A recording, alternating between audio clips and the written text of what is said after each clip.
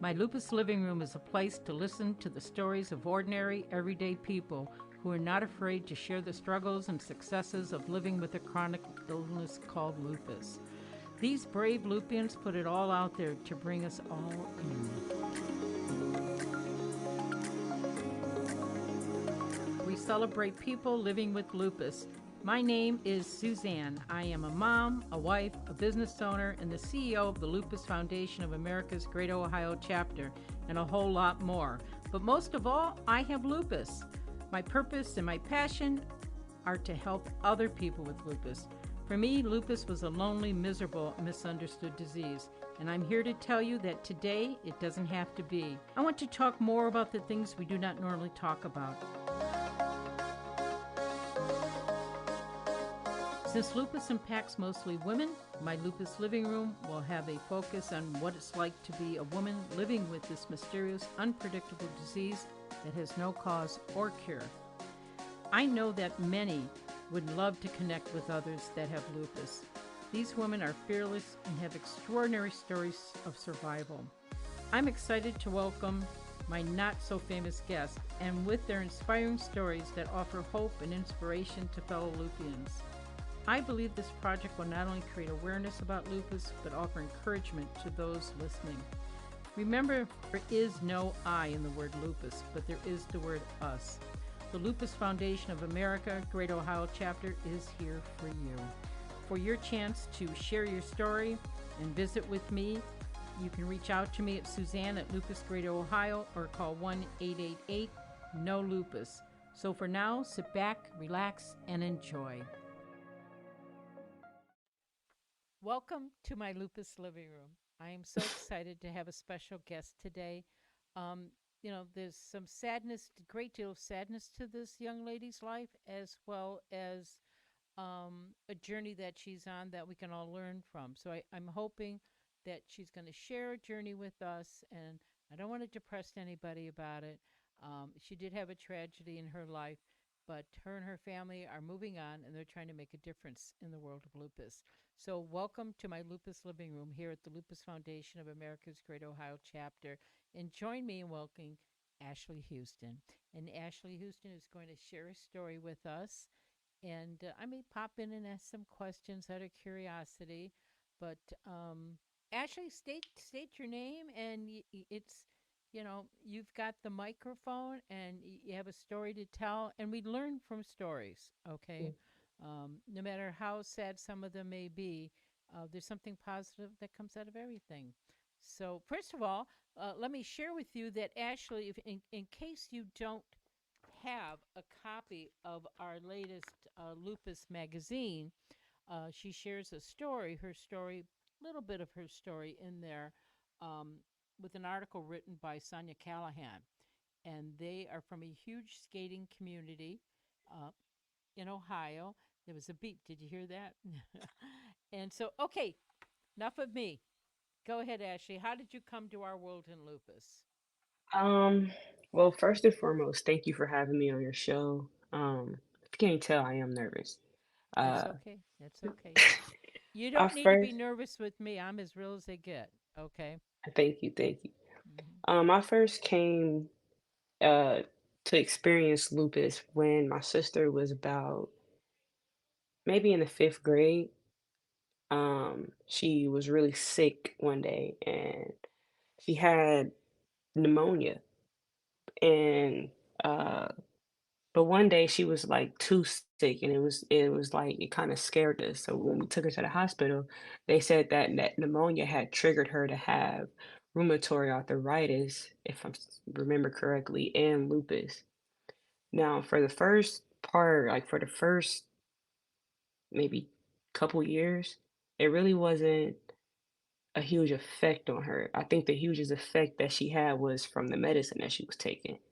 But other than that, she was pretty normal. She lived a normal life every day. It was a period in time where she actually stopped taking her medicine because she didn't like the appearance that it gave her. So she became very insecure from the lupus, because I know it attacks the mind first. But um, yeah, I wouldn't say it wasn't about until maybe 3 years ago when it actually really affected her because, like I said, she was not taking her medicine for a while, and it wasn't until maybe she had her second child, her daughter, when she actually started taking her medicine again.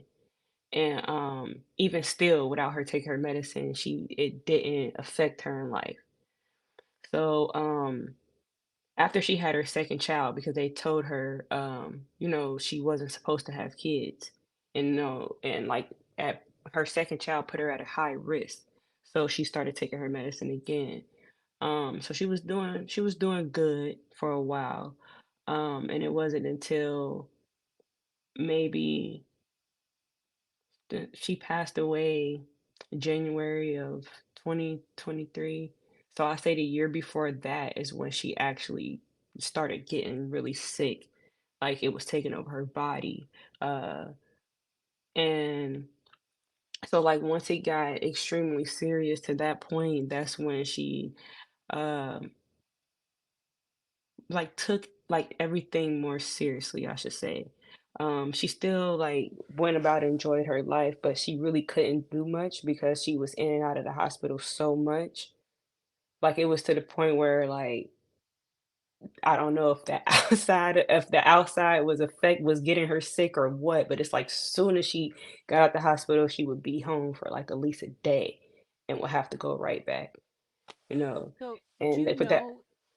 Excuse me. Do you know if she had kidney involvement or what? If what type she of did. lupus She she did? did. She did actually, her kidneys were close to failing at one point. Um, that's when she really got sick. Her lupus got close I mean, her kidneys got to failing at one point. And we did get them back up to speed, but then her heart had enlarged. And it ended up like I guess bursting, they said. It was like a hole in it. And so it was affecting her breathing, like, she couldn't get blood to her heart, and so, it was like she was at a they didn't wanna risk giving her surgery because they didn't wasn't for sure if the surgery would kill her faster. So, I know, once like, it just seemed like everything started failing after that, like, once her heart got the hole in it, everything just started failing at that point. It sounds like she had many different types of symptoms and complications. And the average person with lupus can go on to live a normal lifespan. Mhm, Okay. When you have kidney involvement or cardiovascular issues or brain issues, it does become a bigger challenge. Lupus does go in and out of remission. And so you said she was in the fifth grade. I don't even know how old that is. yeah, I couldn't remember I don't either. even I don't remember. I know you and I have not met, and so just to let you know, I was a childhood lupus patient, but Mm, I was misdiagnosed for 19 years. But in the wow. beginning, I was diagnosed as having rheumatic fever. Okay, and I had heart issues. Mm, And you do have that roller coasters of up and down. You do have that roller coaster of taking different medications like prednisone or methotrexate that causes different types of symptoms that we don't like, but they really, really help the disease. This is so sad and unfortunate. What is your sister's name? What was her name? I'm sorry, her name is Dontasia Nevins. Dante. And and so she passed away last year at 24 years old. Do Yes. you I'm so sorry. We're so sorry. And really your story inspires me to work harder. Okay. There's nothing I would like better than to be out of business here at the foundation. All right. Mm, And we have come a long way. I have lupus, and when I had lupus, it was one little orange book, and it gave you 5 years to live, and that's all there was. mhm, I have, at 27, they told me, that this is it. We don't know much about this. Go home, get your stuff in order. All right. And here we are. I'm 70 something. We won't even say what it is. But, I am a miracle person. yeah. I do take a lot of medications, extraordinary lot, and I do have ups and downs. And I always lived with that fear is how down is this going to go? Is this the end? So I am very empathetic to you and your family, but it does inspire me to work even harder. We do have new medications that aren't as toxic as they used to be. Actually, three of them came up during COVID, which is a miracle in itself.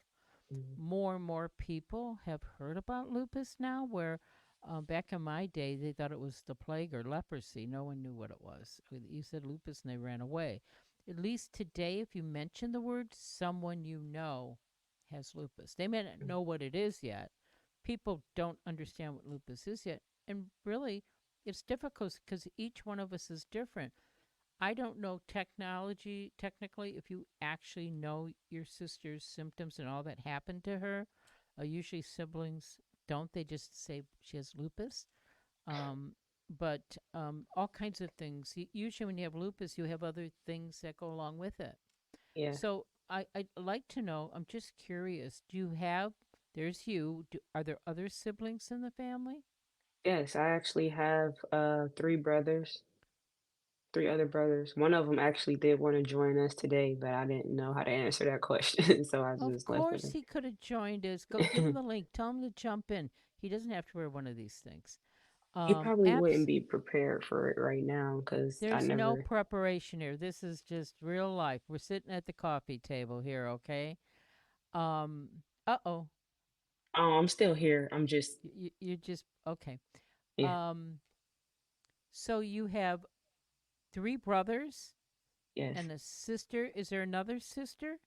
No, All from the same parents. You're all from the same we family. we all have the same mother, yes.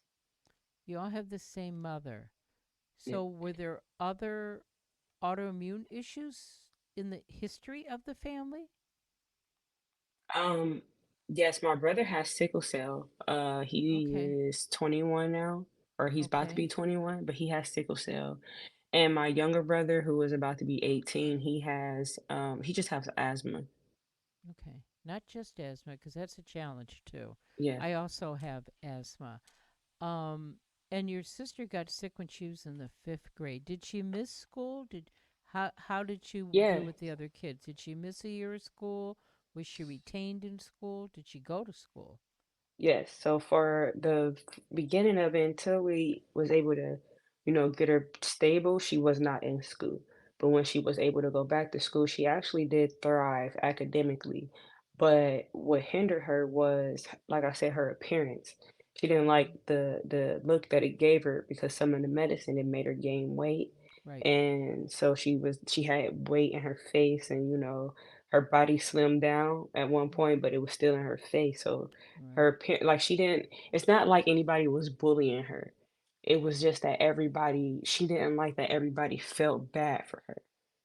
Uh, She wanted to feel normal. Like, I think that's what she she did. dealt with every She day. so most of my fellow Lupians, and so they call that like a moon face. I'm assuming she's talking Yeah. about the prednisone, which saved a lot of people's lives. But you don't take it long term. Long term, it causes issues with your hair and this moon face and hair growth and raspy voice. But it is a very effective drug. Okay, Mhm. so I'm very empathetic to her, what she went through. I remember when I was losing hair. I'm still losing hair. I do a good job at covering up. That's why I'm really agitated that he put this thing on my head, and now you're gonna see all my bald spots. But um, yeah. So really, what most of us lupus patients want are, we don't want your sympathy. We would like your empathy. Okay, there is a difference. All Mhm. right. I actually did a couple years back. We did 7 focus groups in the state of Ohio, and that was their big thing, was they didn't want to be sympathized. They didn't want to do the poor as you. We were looking for empathy. We were looking for people to understand what we were going through, and not lay any pressures or demands upon us because you didn't understand what we were going through. And, as I'm sitting here, I look perfectly normal to you. As I sit and see the picture of your sister, she looked absolutely gorgeous. I So see. again, there's a story, and you can see the story in the copy of our digital. magazine. You can go online on our website and you could read it. So tell us the upside of this, how you got involved to create awareness for lupus, because Um, you did join a little group here that's been pretty busy and effective. so I got involved. I want to say not this past lupus event that they had for skating, but the one before that. I was always aware of her Skate for Life events, so I went to a few of those. But it was one that she had there for lupus one year, and I told my sister about it. My sister isn't a skater, but she always wanted to go to one, but that one Sure. had passed by that time. And Hmm. so, it was one coming up, and she wanted to go there because she also wanted to create more awareness to lupus herself. And so, like that I kind of just it was actually an accident, really. I just went up to Miss Sonia and I told her like, "Yo, my sister wanted to be here. This is one of my favorite events and da da da." And it just went from there. I didn't think it was like would be at all that it is now. Wow. So, just to refresh everybody here, is Sonia Callahan is a champion of many health Yeah. things, and she has a relationship of people in her family with lupus, Yeah. and she has a group called what's the official name of this group? I don't want to screw. It's called Skate for Life. I think Yes. she started it back in 2010, and we've been getting these checks in from her, and it's like, what is this? What do you got going on here? And here, she has been working with healthcare as a community outreach person for over 17 years. She has her master's of she has a master's of education in health. So she came to us and she said she's got this group. They skate. My God, I couldn't even bend over to put a skate on. In my younger days, I used to ice skate, and in that, but again with lupus, it's a challenge.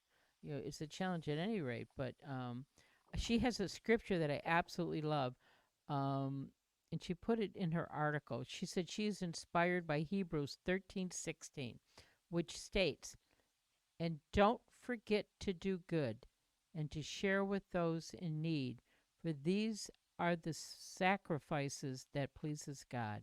I just love that. You know, Yeah, that's I I, amazing. I just she's an amazing young Miss lady. Sonia is amazing, yes. Amazing. So she has various families in this group that were impacted by lupus, some directly, some indirectly. And Hmm. in your story, there's a spot in here about her and your beautiful sister. So she has a family. Your sister has a family, Yes. one, two children, Yes. A daughter and and a son. and Uh, Go ahead, I'm sorry. they have to be young. So how old are they, and what are their names? My nephew, name is Nevins. He is 8, and my niece, her name is Dante. She is 5. Oh, bless their hearts. So I bet you're the number one aunt now, right? Yeah. Yeah, I'm That, actually on. Yeah, that's a tall task. yeah. That's a Cause tall. well, it is. It's like it kind of hit different, really, because like I know I played like a huge role in both of their lives because me and my sister we live together. Like we really live together. Even like kids growing up. So I was always around. So it's just like now that it's kind of like they look to me now. So I feel like I have a bigger responsibility to take on, especially because I just know how my sister likes her kids to be treated, and pay attention to how she treated them. So I have to give them that same energy, or at least try to Mhm. match that energy that she gave them. Wow, I can't even imagine. I'm so sorry. That huge hole in your world. I there are no words. Mm. There is no understanding. We've had major losses in my family, young lives, and we tell people it's a hole, okay, and you still have to go on. Your sister wants you to go on, but Yeah, the fact that you continue to raise awareness for her, for the disease that played a role in her departure, raise money for the cause, work with this wonderful group, Good. Kudos to you. Thank you for doing that. Okay. And I was just curious if lupus ran in your family. It doesn't sound like autoimmune runs in your siblings. What about grandparents or cousins or Lupus does not run in my family at all. Like she was oh, the first, but we have like a diabetes, breast cancer mhm. that I know of. But lupus, that's my sister was the first because we like when we found out about it, it was so rare. It was foreign to us as well. Like we didn't know about it, the doctors didn't know about it. So it's like at this point, what are we all doing? Are we like we're Right. learning together now? So Right. that's just how that's what just would have been over the years, like the last 2 decades, just us learning it together. So what would you tell other lupus patients or other sisters of lupus patients? What would you tell them? I would say, like, my strongest advice is all about the mindset. I stressed it on my sister so much. Like, your mindset has to be so positive when dealing with something like this because if your mind is telling you, I mean, like, it was the mental headspace is just that it just had to remain positive. Like, that's all I have to say. Like, could just, I can't really put into words what I'm trying to say because I'm having like real flashbacks of the experience with my sister and her mental state and trying to keep her positive and I feel like if you are dealing with somebody who does have lupus, you also have to be that light because their light can turn off fast and they can get stuck in that darkened space and you really have to be that light and always just be extremely positive around them just to keep them positive like Now, actually, I want to stop for 1 minute. If this is too painful for you to talk about, we can skip over to something else. Okay. oh no I no I'm I want to fine. be cognitive of your feelings because I can't even imagine um, what happened or how it happened in your journey because I haven't traveled that journey with a sibling yet. So if you want me to move, keep going, we can keep going. If you want to, I'm okay, good, I'm good. you're Yeah, good, you're good. yeah, Okay, yeah. well, you're doing great. You're doing great. I'm just I nervous, I gotta get it all out. Yeah, you can get it all out. So you've walked this walk that siblings seldom walk. Okay, so you have a lot to share because people haven't experienced this. Thankfully, for unfortunate for you and your family, but most of us do can go on to live a new normal. Okay, Mhm. but I'm sitting here looking at the plaques on the wall here in the office, and I don't know. There's about a dozen, maybe more here, and they're the names of people who pass each year. And what I am excited about, the lists are getting smaller, so we're Mhm. doing better. All right, but um, I was just curious that during this journey, at what point did we know she wasn't going to make it? Honestly, I think I really realized it on her birthday the year before. Um, she was in the hospital beforehand, but I remember her telling me like, I just keep getting bad news and it doesn't seem like it's gonna get better for me. And I didn't really want her to talk about it. And so I told her like, we ain't gotta talk about it. We can talk about something else. So I changed the subject. She ended up getting out the hospital and we went to dinner for her birthday. And I was just watching her the whole time and she was just shaking. Like no matter what she was doing, she was just shaking. Like, and I Mm. kept asking her, "Are you okay?" She'd look at me, smile, "I'm fine." Yeah. She'd try to act normal, but I just kept seeing her shake. And I want to say it was that night or maybe after she spent the night with me. I let her sleep in my bed and I slept on the floor.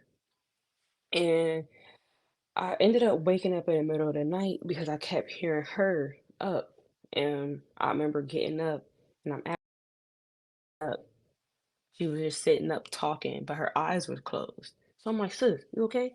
She was like, "Yeah, I'm just talking." No, she said, "I'm just," I can't remember, but I tuned into what she was saying. She was having a conversation with her kids. Her kids wasn't there. Mm. And um like I think like in that moment I just knew like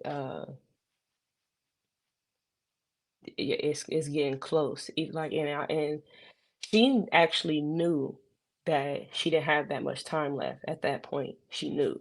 And but she didn't tell me. And I didn't let her tell me either. So I wasn't aware of it. Mhm. So but she knew, and that actually was what kept her up at night.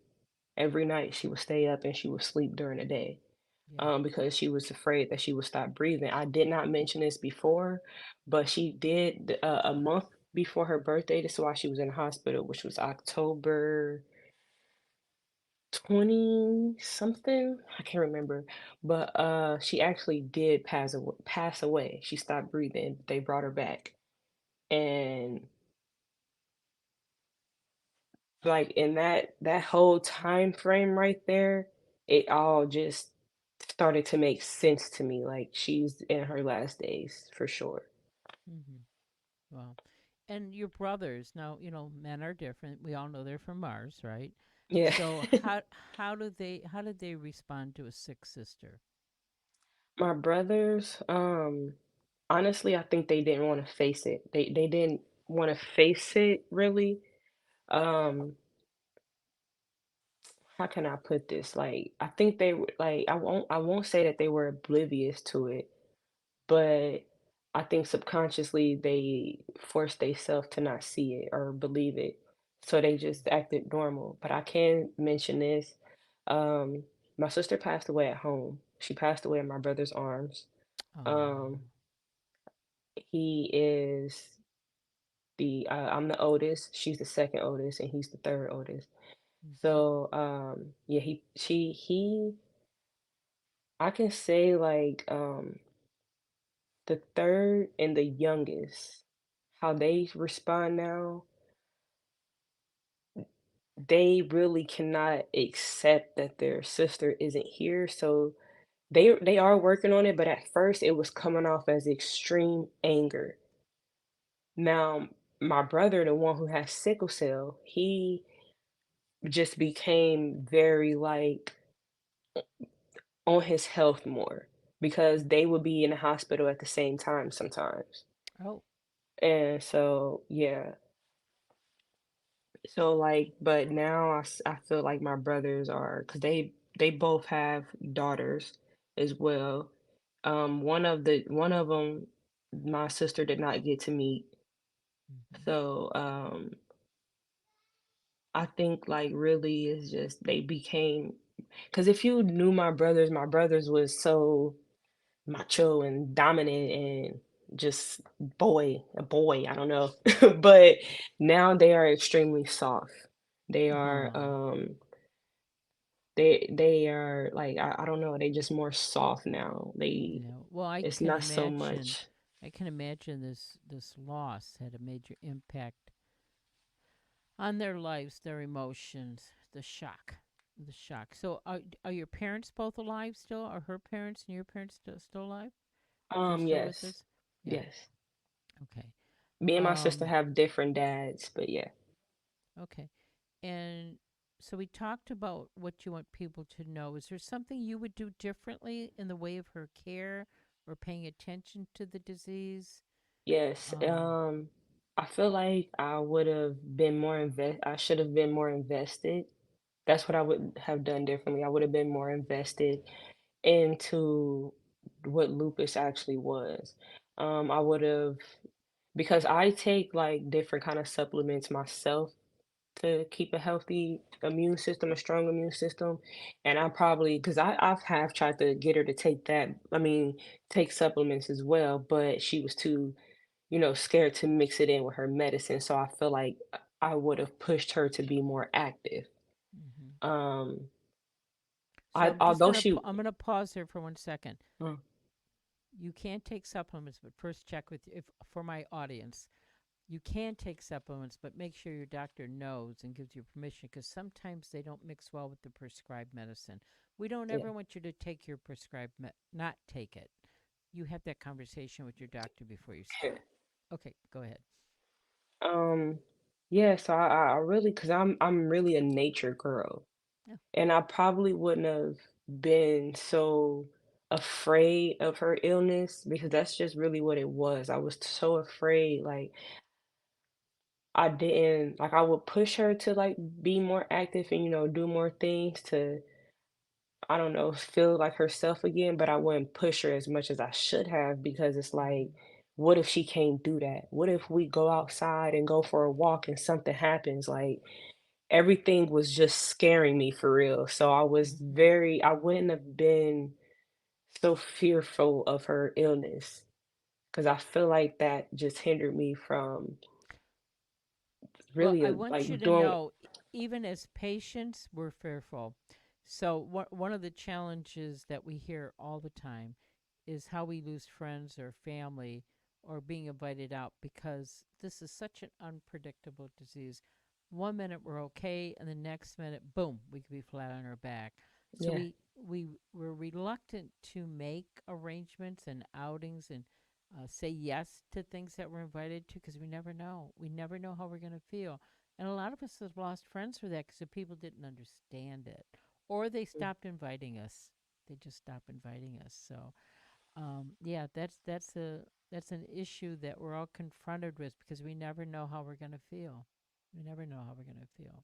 yeah, So, moving on, you have these two beautiful babies that you're going to fill their mm, lives with love. You're going to give them double love because that's what aunts do now.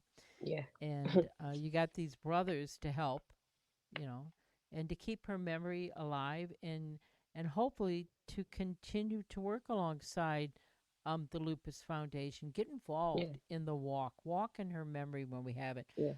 I think was she from Cleveland? No, Was she no? So you're from Dayton. Dayton. Okay, she Hmm. was never in the Cleveland area. Okay. We don't do really a walk in Dayton. It probably closest to you for this year would be Columbus or come on up to Cleveland. Yeah, We're trying to get back down into Cincinnati. We used to do Middletown, but COVID changed everything. So we're just getting back in public again because a lot of people still aren't coming out in big quantities. But I would encourage you to participate in the walks, do it in her memory, walk in her memory, keep her beautiful face up there. Um, if we don't raise this awareness, who's going to do it for us? yeah, Okay. For those of us who have, I've lost people to lupus. I lost a cousin. I lost an uncle. I lost a godmother. So it's running kind of rapid in my family. Although you don't know this about me, but I have an identical twin mhm, and my twin does not have lupus. So, mm, the genetic part of this is all very interesting. And someday we're going to have an answer for all of it. There's more research going on today than ever before. I think there's 30 new drugs on trial that they're trying to come out for lupus. Lupus is no longer an orphan disease like it used to be, but more women are impacted by autoimmune disease and is one of the leading cause of death. The minority community, women of color, get lupus worse. Unfortunately, high blood pressure, diabetes as well. We don't have an understanding of this. More women get lupus than men.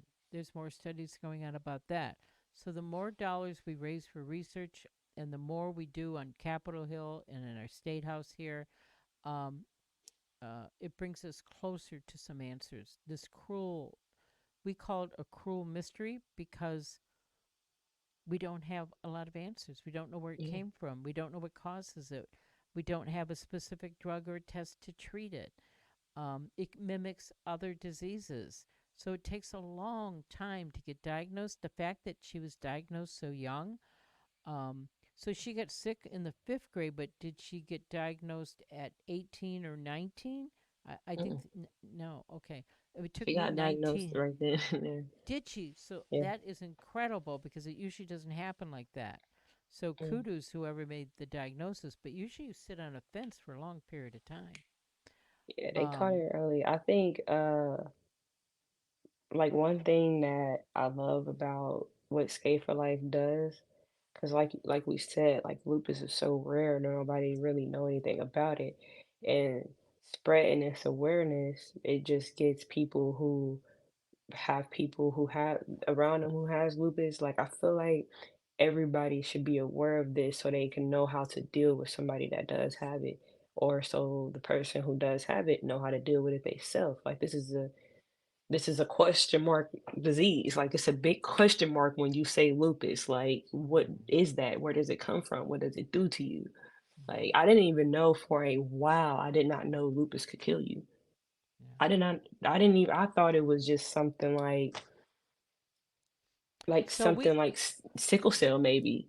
we have a favorite saying around here. In order for there to be no lupus, you must know it. And that is a challenge. So we spend a great deal of time, effort, and dollars on creating awareness.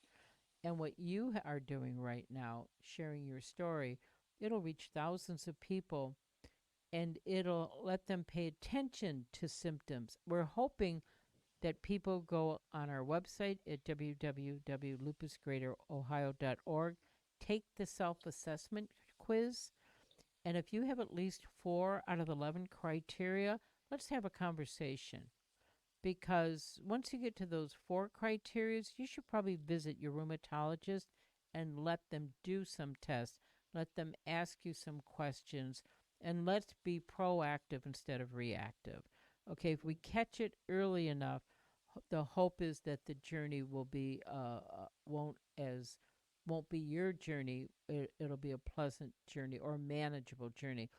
The foundation here, the Lupus Foundation of America, is the leading source for the latest, most accurate information there's about lupus. The Ohio chapter here, we are your boots on the ground. We have patient navigators in Dayton, Columbus, Cincinnati, Akron.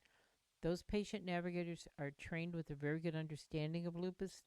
If we have your name on file, we do wellness checks. We check on you. So take the call. Don't screen every call if it comes from the foundation. Mhm. Okay, pick up the phone. We want to help you. We can help you with barriers to care, or maybe we can find resources in your community that can help. No one needs to take the journey by themselves. There is the word us in lupus. Remember that. Yeah. So, Ashley, is there anything you want to add to our audience, or anything you want to share with them? Let's leave on a positive note, or perhaps we want to say something to the heavens, to your beautiful sister. Um, my wish for you and your family that you can find peace and know that we're working very hard so that other families don't have to go through this. And someday we pray on the horizon there'll be a cause and cure for lupus. We can't do it by ourselves. We need help. Okay. So if anybody's out there that can help in any way, whether it's time, resources, or money, you come on in. We cover the whole state. We can use some help. So Ashley, the ending is yours. How would you like to close this podcast? I would like to close this out by saying, thank you for having me. And I hope my sister's story does not scare anyone. I was hoping that it would actually encourage you, um, encourage everyone to spread the awareness of lupus so we can all know what to do. You know, how we can all know how to, attack it. We all warriors. We all survivors, really. We survivors of the warriors and more. So thank you for having me on your show. Well, thank you very much. We say goodbye to Ashley Houston. Again, our deepest sympathy to your families, to your niece and nephew. We Thank hope you. you continue to be a part of our lupus community. And for everyone listening, if you have any questions or if you have any concerns about lupus, call us toll free at 1-888 No Lupus. We do have a patient navigator here who's a registered nurse.